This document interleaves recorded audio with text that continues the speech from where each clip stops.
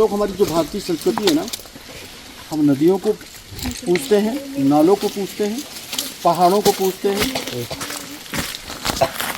आंवला को पूजते हैं, बरगद को पूजते हैं, पीपल को पूजते हैं, बेल को पूजते हैं, प्राणी बहुत सारे पेड़ों को पूजते हैं, और नागदेव को पूजते हैं, बागदेव को पूजते हैं, और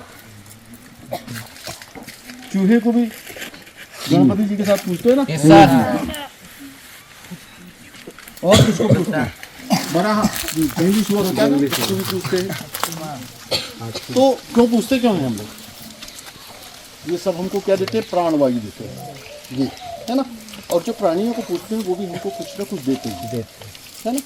तो ये क्या है? ये इसको हम बड़ा देव का रूप मानते हैं, और बड़ा देव, इसकी डाली भी अगर हम लेके जाते हैं घर पे तो इसका भी पूजन करते हैं, है ना। इसका जो बॉटनिकल नेम क्या है? टर्मिनेलिया टोमेंटोसा, टर्मिनेलिया टोमेंटोसा, है ना। इसकी छाल कैसे दिख रही है आपको? मगरमच्छ की छाल जैसी दिखती है ना। मगरमच्छ की जो चमड़ी होती है ना, उसके जैसी दिखती है। इसको क्रोकोडाइल बार्क भी बोलते हैं, ठीक। इस पे एक खासियत है कि ये हमेशा हरा रहता है ना, हमेशा है ना। कुछ दिनों के लिए, गर्मी के दिनों में इसका पतझड़ होता है।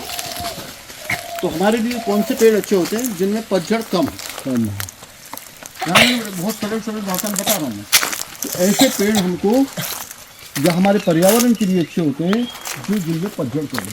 सागौन में 5 महीने का पतझड़ होता है, वो हमारे लिए ठीक नहीं है, ठीक है। पर्यावरण की दृष्टि से ठीक नहीं है।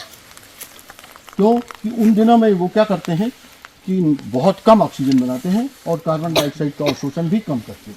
ये पेड़ जैसे ये हुआ, कुसुम हुआ, आम हुआ, बरगद हुआ, पीपल हुआ, नीम हुआ, इमली हुई, कौवा, कौवा मतलब आजन, या क्या बोलते हैं उसको? यहाँ क्या बोलते हैं कौवा को? अर्जुन को आजन बोलते हैं, है ना। आजन बोलते जो नदियों के किनारे होता है। यहाँ पर भी आया। तो ये क्या है? दौड़ा है क्या है? मुंडी, ऐसे किनारे किनारे होते हैं। तो ऐसे पेड़ जो जिनमें ज़्यादा दिनों तक के पत्ते होते हैं और पतझड़ कम होता है, वो हमारे लिए पर्यावरण की दृष्टि से उचित होता है, अच्छे होते हैं, है ना। अब इसमें एक और खासियत है। इसको हम देखिए, हम बरगद को पूछते हैं तो बरगद भी बहुत अच्छी प्रजाति है। बरगद, पीपल, गूलर, मतलब उम्बर जिसको बोलते हैं ना, और आपके पास खड़, फिर उसके बाद में रबर प्लांट, इनमें वर्ष भर में 3 बार फल आते हैं। वर्ष भर में कितने बार फल आते हैं? 3। तो पक्षियों के लिए ये फल बहुत ज़्यादा कीमत रखते हैं, तो पक्षियों का भोजन होता है। और जैसे बरगद हुआ, पीपल हुआ, बरगद के वृक्ष में हजारों लाखों कीट जो है अपना पूरा जीवन चक्र पूरा करते हैं, है ना। तो कीट क्या करते हैं? परागण करते हैं, है ना।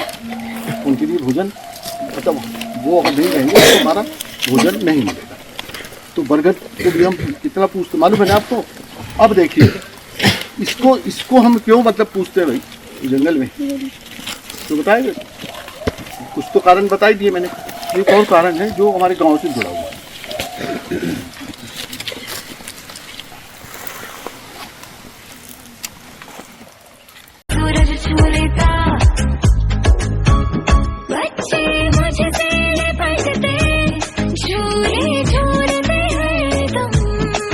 मैं मुस्कुरा कर कहता, मैं